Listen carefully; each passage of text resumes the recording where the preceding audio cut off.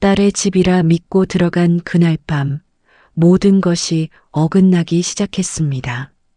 밥 한 숟갈도 제대로 넘기지 못하는 딸, 눈은 웃지 않는 안사돈의 미소, 그리고 밤이 되자 들려오는 정체 모를 소리들. 그런데 진짜 충격은 그 다음이었습니다. 새벽 잠결에 들은 문 잠그는 소리. 그것도 밖에서. 그리고 다음 날 우연히 여러 번 닫힌 방 안에서 마주한 장면. 엄마, 왜 이제 왔어? 그 한마디와 함께 드러난 끔찍한 진실. 과연 이 집에서 무슨 일이 벌어지고 있었던 걸까요? 2023년 늦가을, 경기도 외곽의 한적한 마을에 자리 잡은 큰 기와집 한 채가 있었습니다. 동네 사람들 사이에서 그 집은 언제나 저 집 사람들은 좀 다르다는 말을 들어왔습니다. 담장이 유독 높고 이웃과 거의 왕래가 없었으며 가끔 밤늦게 불빛이 켜졌다가 꺼지는 것 외에는 집 안에서 어떤 소리도 들리지 않았습니다. 그 집이 바로 오늘 이야기의 무대, 사돈댁 이진홍 씨의 저택이었습니다. 68세의 박순자 씨는 딸 수연이의 전화를 받고 오랜만에 마음이 가벼워졌습니다. 수연이는 결혼한 지 3년이 되었고 시댁이 멀어 명절에나 겨우 얼굴을 보던 딸이었습니다. 엄마, 이번 주말에 시댁에 한번 오실 수 있어요? 사돈 어른들이 엄마 뵙고 싶어 하신대요. 라고 수연이가 말했습니다. 박순자 씨는 잠깐 망설였습니다. 솔직히 말하면 사돈댁은 올 때마다 뭔가 딱딱하고 불편했습니다. 사돈 어른인 이진홍 씨는 말수가 적고 눈빛이 날카로웠으며 사돈마님인 최금순 씨는 웃음이 많긴 했지만 웃음 뒤에 무언가 감추고 있는 느낌이 들었습니다. 하지만 딸이 부탁하는데 거절할 수는 없었습니다. 그래, 가야지. 얼마나 됐다고. 수연이 얼굴도 보고 싶고 라고 박순자 씨가 말했습니다. 금요일 저녁 박순자 씨는 직접 만든 김치와 나물 반찬 몇 가지를 보자기에 싸들고 사돈댁으로 향했습니다. 버스를 2번 갈아타고 택시를 한 번 더 타야 하는 거리였지만 딸 생각에 발걸음은 가벼웠습니다. 사돈댁 대문 앞에 서자 높은 담장 너머로 은행나무 잎이 노랗게 물들어 있었습니다. 겉보기엔 평화로운 풍경이었습니다. 그런데 묘하게도 박순자 씨는 그 순간 이유 없이 가슴이 두근거렸습니다. 나중에 돌이켜보면 그게 첫 번째 신호였습니다. 어서 오세요, 어머님. 이라며 최금순 씨가 대문을 열었습니다. 사돈마님의 웃음은 여전히 환했습니다. 그런데 유독 눈이 웃지 않았습니다. 박순자 씨는 그 표정을 보며 속으로 생각했습니다. 내가 너무 예민한 건가? 괜찮겠지. 하지만 사람의 직감이란 건 대부분 틀리지 않습니다. 집 안으로 들어서자 딸 수연이가 앞치마를 두르고 부엌에서 뛰어나왔습니다. 엄마, 왔어요? 라고 수연이가 말했습니다. 박순자 씨는 딸을 보자마자 눈물이 핑 돌았습니다.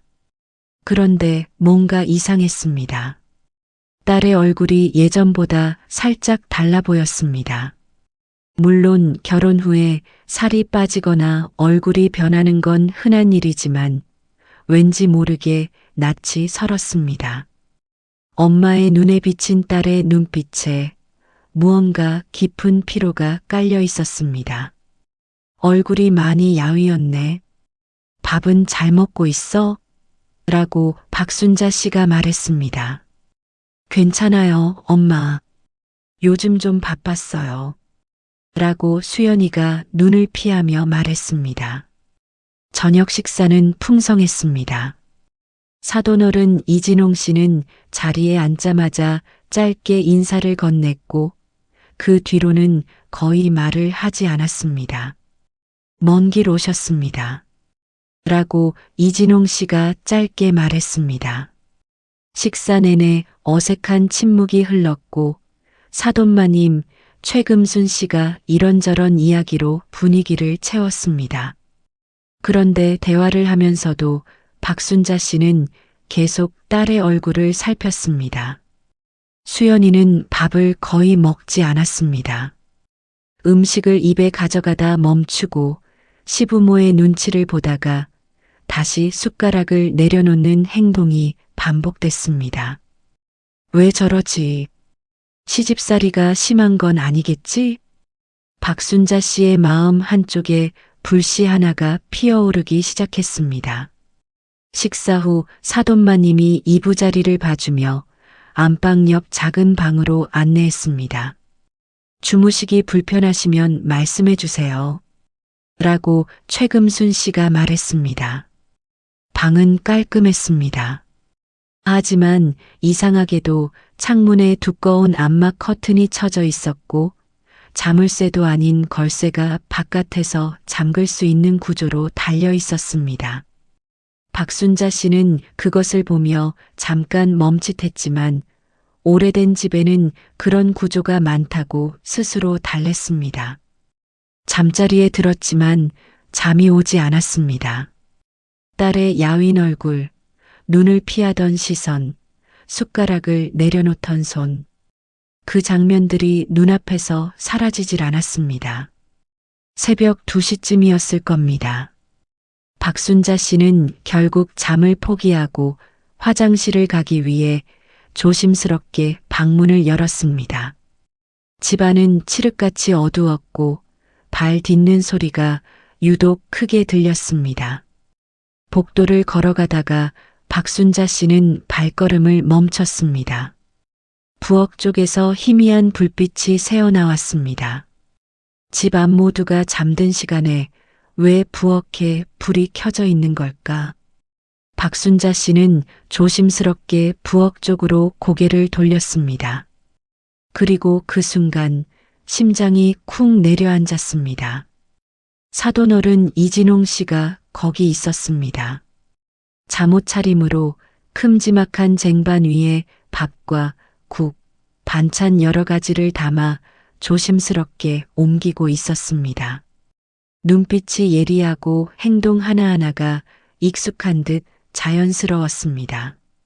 밤중에 몰래 밥을 차리는 사람처럼, 이것이 처음이 아닌 사람처럼. 이진홍 씨는 쟁반을 들고 부엌 안쪽 냉장고 옆에 있는 좁고 낡은 문을 조심스럽게 열었습니다. 그 문 너머에는 계단이 있었고 어두운 아래쪽으로 이어져 있었습니다. 지하였습니다. 박순자 씨는 숨을 참았습니다. 가슴이 두근거렸습니다. 집에 지하실이 있다는 말은 들은 적이 없었습니다. 딸 수연이도 한 번도 언급한 적이 없었습니다. 그런데 왜 새벽 2시에, 왜 밥 한 상을 들고, 왜 저 아래로? 발소리를 죽이고 박순자 씨는 그 문 가까이로 다가갔습니다. 계단 아래에서 희미한 불빛이 올라왔습니다. 이진홍 씨의 발소리가 조심스럽게 내려가다 멈췄습니다. 그리고 들렸습니다. 아주 낮고 가느다란 소리가. 오늘은 국이 식었네요. 목소리였습니다. 여자의 목소리였습니다. 박순자 씨는 그 자리에 굳어버렸습니다.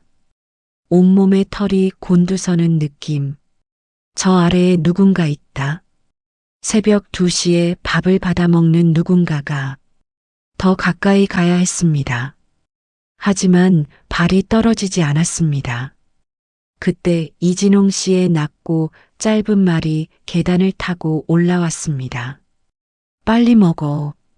라고 이진홍 씨가 말했습니다. 박순자 씨는 후들거리는 다리를 부여잡고 벽 쪽으로 몸을 붙였습니다. 이진홍 씨의 발소리가 다시 계단을 올라오기 시작했습니다. 박순자 씨는 화장실 방향으로 재빨리 몸을 피했습니다. 심장이 터질 것 같았습니다. 화장실에 들어가 거울을 마주했습니다. 얼굴이 하얗게 질려 있었습니다. 손이 떨렸습니다. 머릿속에서 온갖 생각이 폭풍처럼 쏟아졌습니다. 누가 있는 거야? 지하실에. 대체 누가? 그리고 그 순간 그 여자의 목소리가 다시 귓속에서 울렸습니다. 처음 들었는데도 낯설지 않은 그 목소리. 어디선가 분명히 들어본 목소리. 가슴 한구석을 쥐어짜는 느낌과 함께 박순자 씨는 그 목소리가 누구를 닮았는지 떠올리려 했습니다. 하지만 아직은 몰랐습니다. 아직은. 다음 날 아침 식탁은 여전히 풍성했습니다. 사돈마님은 어제보다 더 밝은 얼굴로 이것저것 상을 차렸고 사돈어른은 신문을 들고 앉아 있었습니다. 딸 수연이는 부엌에서 국을 떠오며 아무렇지 않은 듯 웃었습니다. 하지만 박순자 씨의 눈은 달랐습니다. 밥을 먹는 척하면서 계속 딸을 살폈습니다. 수연이의 왼쪽 귀 뒤, 어릴 때 자전거에서 넘어져 생긴 흉터, 손등에 점 하나, 박순자 씨가 평생 봐온 딸의 표식들, 수연이가 국을 떠오며 팔을 뻗었을 때 박순자 씨는 자연스럽게 그 손목을 바라봤습니다. 손목 안쪽에 점이 있어야 했습니다. 수연이가 15살 때부터 있던 작은 점, 없었습니다. 박순자 씨는 숟가락을 놓칠 뻔했습니다. 심장이 한 박자 걸렸습니다.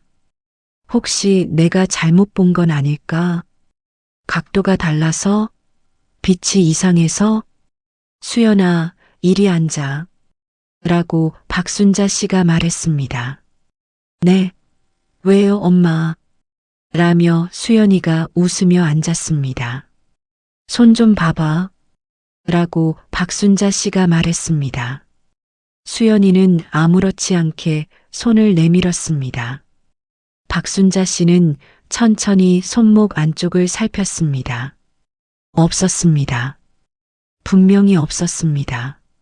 30년 넘게 보아온 딸의 그 작은 점이 엄마, 왜 그래요? 무슨 일 있어요? 라고 수연이가 말했습니다. 아니야. 그냥 이라고 박순자 씨가 말했습니다. 사돈마님이 옆에서 환하게 웃으며 끼어들었습니다. 어머님, 손이 참 고우시네요. 수연이가 손이 이쁜 건 어머님 닮았나 봐요. 라고 최금순 씨가 말했습니다. 박순자 씨는 그 말에 대답하지 못했습니다. 머릿속이 하얗게 빈 것 같았습니다. 오전 내내 박순자 씨는 아무렇지 않은 척 행동했습니다. 웃고 대화하고 사돈마님을 따라 마당도 거닐었습니다. 하지만 눈은 계속 집안을 살폈습니다. 부엌 냉장고 옆 그 낡은 문. 아무도 그 문 쪽을 보지 않았습니다. 마치 그 문이 존재하지 않는 것처럼. 점심을 마치고 수연이와 단둘이 방에 앉을 기회가 생겼습니다. 사돈마님은 낮잠을 자러 들어갔고 사돈어른은 마당에 나가 있었습니다. 수연아, 엄마한테 솔직하게 말해봐. 라고 박순자 씨가 말했습니다. 뭐려? 라고 수연이가 말했습니다. 여기 생활이 어때? 불편한 거 없어? 힘든 거 있으면 말해. 라고 박순자 씨가 말했습니다. 수연이는 잠깐 입술을 깨물었습니다. 창밖을 보다가 천천히 고개를 돌렸습니다. 다 괜찮아요, 엄마. 정말이에요. 라고 수연이가 말했습니다. 그 말이 오히려 더 이상했습니다. 다 괜찮다고 말하는데 눈이 웃지 않았습니다. 입술은 웃는데 눈동자는 어딘가 먼 곳을 보고 있었습니다. 왼쪽 귀 뒤 좀 봐봐도 될까? 라고 박순자 씨가 말했습니다. 수연이가 멈칫했습니다. 아주 짧은 순간이었지만 분명히 멈칫했습니다. 갑자기 왜요? 라고 수연이가 말했습니다. 그냥 엄마가 보고 싶어서 라고 박순자 씨가 말했습니다. 수연이는 머리카락을 쓸어 올렸습니다. 박순자 씨는 눈을 크게 뜨고 귀 뒤쪽을 확인했습니다. 흉터가 없었습니다. 그 자리에서 박순자 씨는 웃음을 잃지 않기 위해 안간힘을 썼습니다. 하지만 속으로는 비명을 지르고 싶었습니다. 손목의 점, 귀 뒤의 흉터, 두 가지가 모두 없었습니다.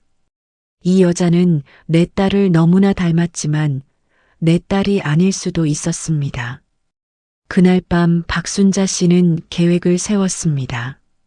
이부자리에 누웠지만 몸만 누워 있었습니다. 머릿속은 쉬지 않고 돌아갔습니다. 진짜 수연이는 어디 있을까? 아니, 혹시 내가 너무 예민한 걸까? 하지만 점도 흉터도 없는 딸은 내 딸이 아니었습니다. 30세 동안 씻기고 입히고 안아주며 봐온 딸의 몸을 엄마가 틀릴 리 없었습니다. 새벽 1시 집안이 조용해졌습니다. 박순자 씨는 천천히 일어나 방문을 열었습니다. 어제보다 더 조심스럽게 발 뒤꿈치를 들고 복도를 지났습니다. 부엌으로 들어가자 냉장고에 파란 불빛만 은은하게 빛났습니다. 그 문이 보였습니다. 낡은 나무문. 손잡이는 구식이었습니다. 박순자 씨는 심호흡을 했습니다. 손이 떨렸습니다. 이 문을 열면 모든 것이 달라질 수 있다는 걸 본능적으로 알았습니다. 하지만 딸을 생각했습니다. 내 딸이 어딘가에 갇혀 있다면, 내 딸이 위험하다면 무서워서 그냥 잠들 수는 없었습니다. 손잡이를 잡았습니다. 천천히 돌렸습니다. 삐걱 소리가 났습니다. 박순자 씨는 그 자리에서 굳었습니다. 귀를 세웠습니다. 아무 소리도 없었습니다. 계단이 드러났습니다. 아래쪽은 어두웠습니다. 어제 본 희미한 빛은 없었습니다. 첫 번째 계단에 발을 올렸습니다. 나무가 삐거덕거렸습니다. 천천히, 아주 천천히 내려갔습니다. 계단이 10개쯤 되는 것 같았습니다. 아래로 내려갈수록 냄새가 달라졌습니다. 습하고 오래된 냄새, 그리고 희미하게 음식 냄새. 계단 끝에 서자 눈앞에 좁은 공간이 펼쳐졌습니다. 지하실은 생각보다 넓었습니다. 한쪽 벽에는 낡은 선반이 있었고 그 위에는 오래된 물건들이 잔뜩 쌓여 있었습니다. 그런데 반대편에 작은 방이 있었습니다. 방이라기보다는 칸막이를 쳐서 만든 공간이었습니다. 그 앞에 철문이 달려 있었고 철문 아래 작은 환풍구가 있었습니다. 박순자 씨는 다가갔습니다. 심장 소리가 귀까지 들릴 것 같았습니다. 누구세요? 라고 박순자 씨가 속삭였습니다. 아무 소리도 없었습니다. 거기 누구 있어요? 라고 박순자 씨가 다시 속삭였습니다. 그때였습니다. 철문 안쪽에서 작은 소리가 났습니다. 숨소리, 그리고 아주 조심스러운 목소리가 들렸습니다. 누구세요? 라고 안에서 여자 목소리가 말했습니다. 박순자 씨는 그 목소리를 듣고 두 다리에 힘이 풀렸습니다. 어젯밤 계단 아래에서 들었던 그 목소리, 낯설지 않았던 그 목소리, 지금에서야 알았습니다. 그 목소리는 수연이의 목소리였습니다. 지금 밖에서 자신과 함께 밥을 먹고 웃고 있는 그 수연이가 아니라 진짜 수연이의 목소리가 이 철문 안에서 흘러나오고 있었습니다. 수연아? 라고 박순자 씨가 말했습니다. 철문 안에서 침묵이 흘렀습니다. 그리고 갑자기 철문을 긁는 소리가 났습니다.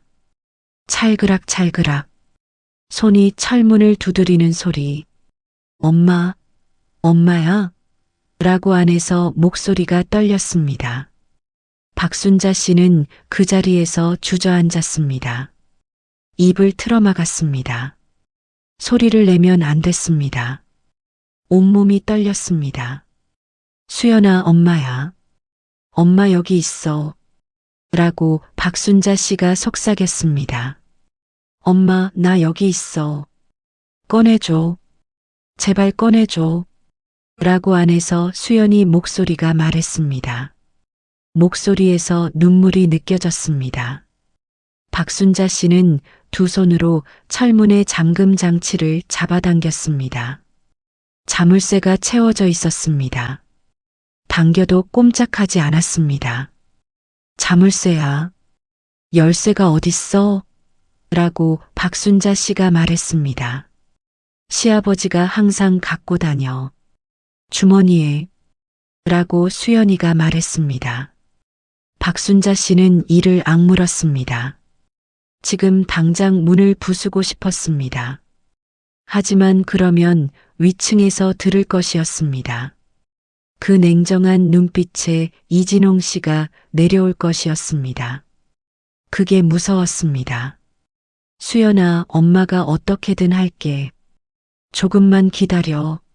라고 박순자 씨가 말했습니다. 엄마, 위에 있는 여자가 누군지 알아? 라고 수연이가 말했습니다. 모르겠어. 누군데? 라고 박순자 씨가 물었습니다. 나랑 똑같이 생겼어. 성형을 시킨 거야. 내 남편도 속고 있는 거야. 그 사람들이 나 죽인다고 했어. 3년 전 내가 교통사고 났을 때 병원에서 깨어났는데 여기 지하실이었어. 라고 수연이가 말했습니다. 박순자 씨는 눈앞이 흔들렸습니다. 3년 전부터 지금까지 딸이 여기 갇혀 있었던 겁니다. 진짜 수연이가 이 지하실에서 3년을 보낸 겁니다. 그동안 자신이 만나고 전화했던 딸은 전혀 다른 사람이었습니다. 왜 이런 짓을 한 거야? 라고 박순자 씨가 말했습니다. 유산. 이 집안에 엄청난 재산이 있어. 그게 며느리 이름으로 일부가 넘어오거든. 근데 내가 사고로 죽으면 재산이 복잡하게 된다고. 그래서 나 대신 가짜를 앉혀놓은 거야. 라고 수연이가 말했습니다. 박순자 씨는 다시 위층으로 올라왔습니다. 새벽 2시 반이었습니다. 떨리는 손으로 방문을 닫고 이불 속에 들어갔지만 머릿속은 이미 폭풍이었습니다. 경찰을 불러야 했습니다. 지금 당장. 하지만 휴대폰이 문제였습니다. 어제 저녁에 사돈마님이 자연스럽게 충전을 빌미로 폰을 가져갔고 아침에 돌려줬었습니다. 폰을 다시 확인해 보니 와이파이도 잡히지 않았고 신호도 한 칸이었습니다. 외딴 시골이라 원래 잘 안 터진다고 했는데 그것마저 의심스러워졌습니다. 혹시 이 집에서 신호를 일부러 막는 건 아닐까? 나를 이 집에 부른 것도 딸이 요청한 게 아니라 사돈댁에서 먼저 요청한 것은 아닐까? 나도 무언가에 이용당하고 있는 건 아닐까? 생각이 생각을 물었습니다. 박순자 씨는 새벽 내내 계획을 짰습니다. 아침에 자연스럽게 산책을 나가는 척하면서 마을로 내려가 신호가 터지는 곳에서 경찰에 전화하는 것. 아무렇지 않게 행동해야 했습니다. 이 집 사람들이 눈치채면 안 됐습니다. 아침 식사 시간이 됐습니다. 박순자 씨는 평생 해보지 않았던 연기를 해야 했습니다. 웃고 밥 먹고 사돈마님의 이야기에 맞장구를 쳤습니다. 그러면서 눈으로는 사돈어른 이진홍 씨의 주머니를 살폈습니다. 바지 오른쪽 주머니가 볼록했습니다. 열쇠. 어머님, 오늘 좀 더 계시다 가시지 않겠어요? 점심도 드시고. 라고 최금순 씨가 말했습니다. 아, 네. 저 오후에 병원 예약이 있어서요. 아침 먹고 좀 쉬다가 가야 할 것 같아요. 라고 박순자 씨가 말했습니다. 어디 아프세요? 라고 최금순 씨가 눈을 가늘게 뜨며 말했습니다. 허리가 좀요. 요즘 나이가 드니까 여기저기 아프네요. 라고 박순자 씨가 웃으며 말했습니다. 그 웃음 뒤에서 심장이 두근거렸습니다. 식사 후 수연이라 불리는 가짜 딸이 설거지를 하러 부엌에 들어갔고 사돈마님은 화장실을 갔습니다. 잠깐 사돈어른과 단둘이 남는 순간이 왔습니다. 이진홍 씨는 소파에 앉아 신문을 들었습니다. 시선이 신문에 고정됐습니다. 박순자 씨는 그 찰나에 생각했습니다. 지금이다. 일어서서 이진홍 씨 곁을 지나쳐 마당으로 나가는 척 자연스럽게 주머니의 열쇠를 빼낼 수 있다면, 하지만 실패하면 모든 것이 끝이었습니다. 망설였습니다. 그리고 결국 지금은 아니라고 판단했습니다. 먼저 마을로 나가 경찰에 신고하는 게 맞았습니다. 혼자 힘으로 이 집에서 딸을 꺼내는 것은 불가능했습니다. 저 산책 좀 하고 와도 될까요? 아침에 걷는 게 습관이라서. 라고 박순자 씨가 말했습니다. 이진홍 씨가 신문에서 눈을 들었습니다. 시선이 박순자 씨의 눈을 정면으로 향했습니다. 어젯밤에 잘 주무셨어요? 라고 이진홍 씨가 말했습니다. 박순자 씨는 심장이 내려앉았습니다. 그 질문에 담긴 의미를 파악하려 했습니다. 알고 있는 걸까? 밤에 내가 내려갔다는 걸? 네, 잘 잤어요. 시골 공기가 좋으니까요. 라고 박순자 씨가 대답했습니다. 그럼 산책 다녀오세요. 대문 밖으로 나가면 작은 오솔길이 있어요. 라고 이진홍 씨가 말했습니다. 눈이 여전히 차가웠습니다. 박순자 씨는 고개를 숙이고 마당으로 나갔습니다. 대문 손잡이를 잡는 순간 등 뒤에서 소리가 났습니다. 어머님, 저도 같이 가도 될까요? 저도 아침 운동이 부족해서요. 라고 최금순 씨가 말했습니다. 박순자 씨는 굳어버렸습니다. 사돈마님이 화장실에서 나와 환하게 웃고 있었습니다. 그 웃음이 이제는 달라 보였습니다. 감시. 이건 동행이 아니라 감시였습니다. 두 사람은 나란히 오솔길을 걸었습니다. 사돈마님은 쉬지 않고 이야기를 했습니다. 어릴 때 이 동네로 이사 왔을 때의 이야기, 이 집 역사가 얼마나 오래됐는지, 선산이 얼마나 넓은지. 박순자 씨는 적당히 맞장구를 치며 걸었지만 눈은 마을 쪽으로 내려가는 길을 찾고 있었습니다. 한 번도 혼자가 되지 않았습니다. 점심을 먹고 오후를 보내고 저녁 무렵이 됐습니다. 박순자 씨는 출발을 미룰 수가 없었습니다. 오늘 밤을 또 이 집에서 자면 내일은 나갈 수 없을 것 같은 불길한 예감이 들었습니다.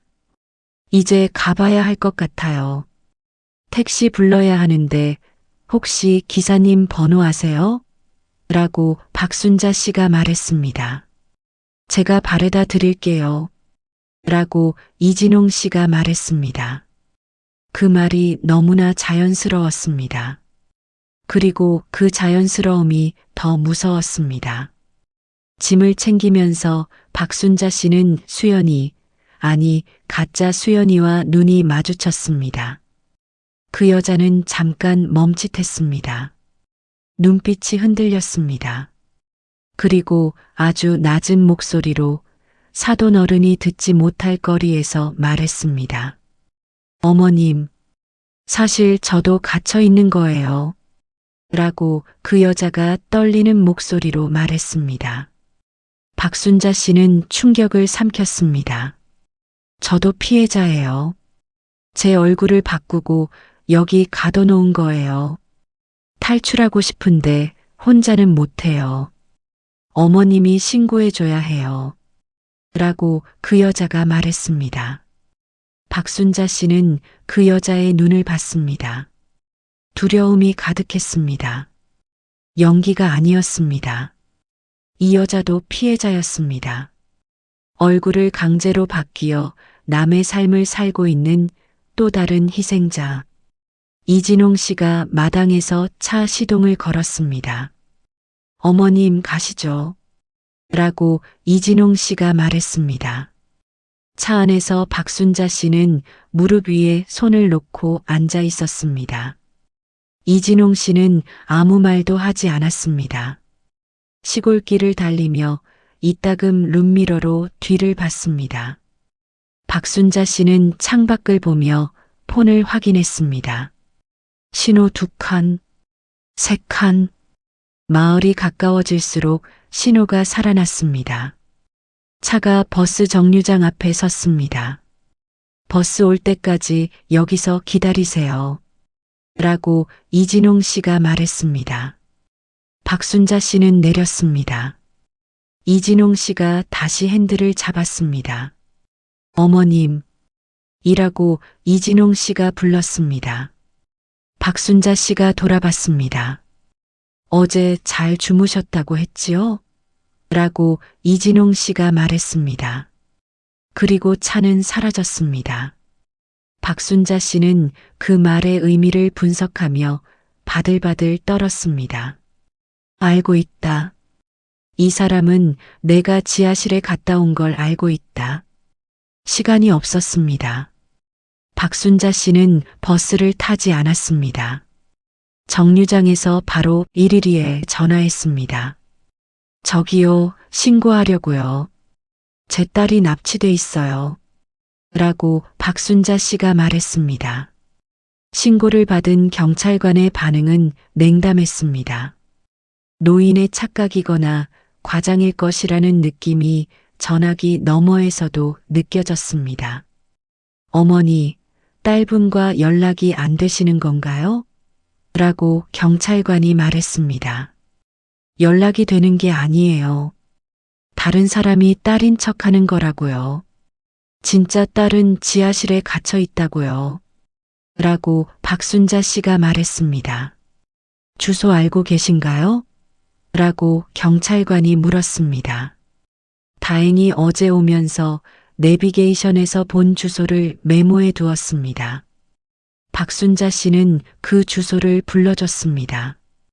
경찰관은 일단 확인해 보겠다고 했습니다. 하지만 박순자 씨는 기다릴 수가 없었습니다. 이진홍 씨가 돌아가서 딸을 이동시키거나 해치울 수도 있었습니다. 직접 가야 했습니다. 경찰을 기다리면서 가장 먼저 사위에게 전화했습니다. 딸의 남편 이민준. 이민준은 여러 번 신호음이 울린 뒤에야 전화를 받았습니다. 어머니, 무슨 일이에요? 라고 이민준이 말했습니다. 민준아, 지금 집에 있어? 빨리 와줘야 해. 라고 박순자 씨가 말했습니다. 왜요? 무슨 일인데요? 라고 이민준이 말했습니다. 박순자 씨는 모든 걸 쏟아냈습니다. 지하실 가짜 수연이 3년간의 감금. 듣는 사람이 믿기 힘든 이야기라는 걸 알면서도 말하지 않을 수 없었습니다. 전화기 너머에서 긴 침묵이 흘렀습니다. 어머니, 어제 많이 피곤하셨던 거 아닌가요? 라고 이민준이 조심스럽게 말했습니다. 피곤해서 이런 말하는 게 아니야. 수연이 손목 좀 없어진 거 너는 몰랐어? 귀 뒤 흉터도 없어. 내 아내가 진짜 수연이 맞아? 라고 박순자 씨가 말했습니다. 또 침묵이 흘렀습니다. 더 긴 침묵이. 수연이 손목. 결혼하고 레이저로 제거했다고 했어요. 흉터도 피부 시술로 없어졌다고. 라고 이민준이 말했습니다. 박순자 씨는 눈이 뒤집힐 것 같았습니다.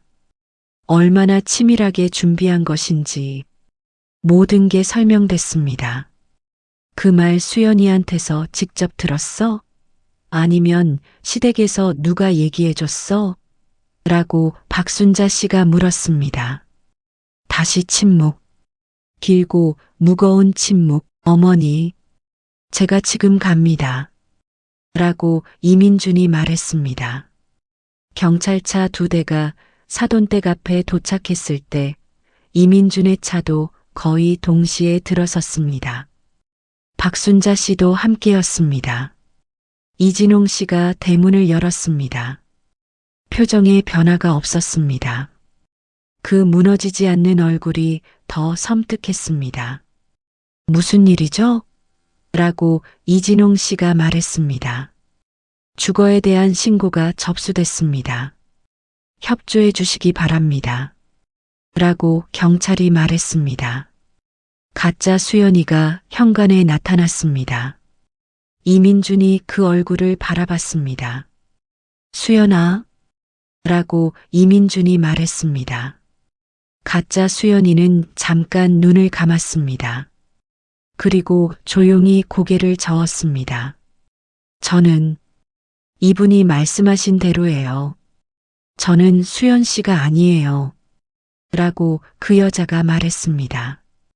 이민준이 그 자리에서 굳었습니다. 경찰이 집안을 수색하기 시작했습니다. 이진홍 씨는 처음에는 막으려 했지만 영장이 청구됐고 최금순 씨는 얼굴이 하얗게 변해 소파에 주저앉았습니다. 지하실 문 앞에서 경찰이 잠금 장치를 확인했습니다. 열쇠 내놓으세요. 라고 경찰이 이진홍 씨에게 말했습니다. 이진홍 씨는 꼼짝 않고 서 있었습니다. 경찰이 다시 요구했습니다. 그때 이민준이 앞으로 나섰습니다. 제발, 수연이가 거기 있으면 제발 열어주세요. 라고 이민준이 말했습니다. 이진홍 씨의 표정이 처음으로 흔들렸습니다. 아주 짧게. 그리고 천천히 바지 주머니에서 열쇠를 꺼냈습니다.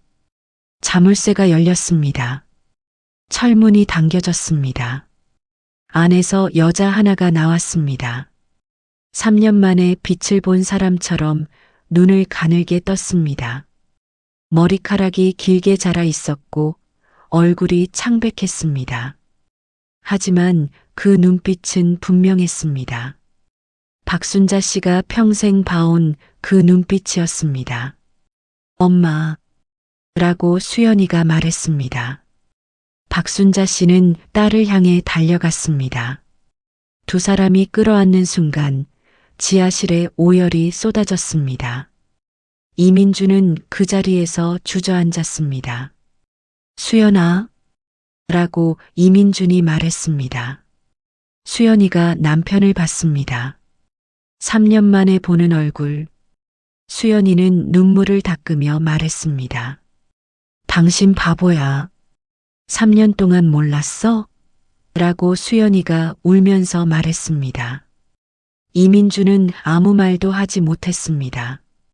고개를 숙이고 어깨를 들썩였습니다. 경찰이 이진홍 씨와 최금순 씨를 수갑을 채워 연행하기 시작했습니다. 최금순 씨는 연신 우리가 수연이를 위해서 한 거야라고 말했습니다. 이진홍 씨는 끝까지 아무 말도 하지 않았습니다.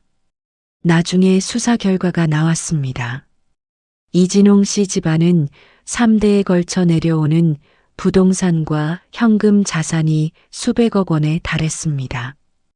이 재산의 일부가 며느리 명의로 이전되는 구조였고 수연이가 교통사고로 중태에 빠졌을 때 이진홍 씨는 수연이 대신 납치한 여성을 성형시켜 그 자리에 앉혔습니다. 수연이는 죽지 않았지만 죽은 것과 다름없는 3년을 지하실에서 보냈습니다. 가짜 수연이로 살았던 그 여자의 본명은 장미선이었습니다. 실직 상태에서 납치됐고 성형을 거부하면 죽이겠다는 협박을 받았습니다. 법원은 장미선을 피해자로 인정했습니다. 이진홍 씨는 구금, 감금, 납치, 사기 등 여러 혐의로 구속됐습니다. 검찰은 최고형을 구형했습니다. 수연이가 태어난 날 박순자 씨는 딸의 손을 잡고 집 앞 공원 벤치에 앉았습니다. 가을이 지나고 겨울이 시작되는 길목이었습니다. 차가운 바람이 불었지만 두 사람은 자리를 떠나지 않았습니다. 엄마, 어떻게 알았어요? 내가 지하실에 있는 거. 라고 수연이가 말했습니다. 박순자 씨는 잠깐 생각했습니다. 손목점이 없었어. 그리고 귀 뒤 흉터도. 라고 박순자 씨가 말했습니다. 수연이가 웃었습니다. 눈물이 고인 채로 35년을 봤으니까 엄마가 모를 리 없지. 라고 박순자 씨가 말했습니다. 이민주는 아내 곁에서 말없이 손을 잡았습니다. 수연이는 고개를 남편 어깨에 기댔습니다. 박순자 씨는 두 사람을 바라봤습니다. 그리고 하늘을 올려다봤습니다. 아직도 심장이 두근거렸습니다. 아직도 그 지하실의 냄새가 기억에 남아 있었습니다. 하지만 딸이 살아 있었습니다. 엄마의 직감이 세상의 어떤 완벽한 거짓도 뚫어버린 것이었습니다. 여러분, 오늘 이야기 어떠셨나요? 어떤 거짓도 아무리 정교하게 꾸며진 가짜도 엄마의 눈을 속이지는 못합니다. 30년, 40년 평생 바라본 자식의 손 하나, 귀 뒤 흉터 하나를 엄마는 기억합니다. 그게 세상에서 가장 강한 힘일지도 모릅니다. 박순자 씨는 지금도 매주 토요일 수연이 집에 갑니다. 밥을 하고 이야기를 나누고 저녁이 되면 돌아오지요. 그 평범한 주말이 지금은 가장 소중합니다. 사돈 간의 긴장감, 낯선 집에서의 하룻밤, 그 속에서도 엄마는 딸을 찾아냈습니다. 여러분 주변의 소중한 사람, 오늘 한 번 더 찬찬히 바라봐 주세요. 오늘 이야기가 마음에 드셨다면 좋아요와 구독 부탁드립니다. 감사합니다.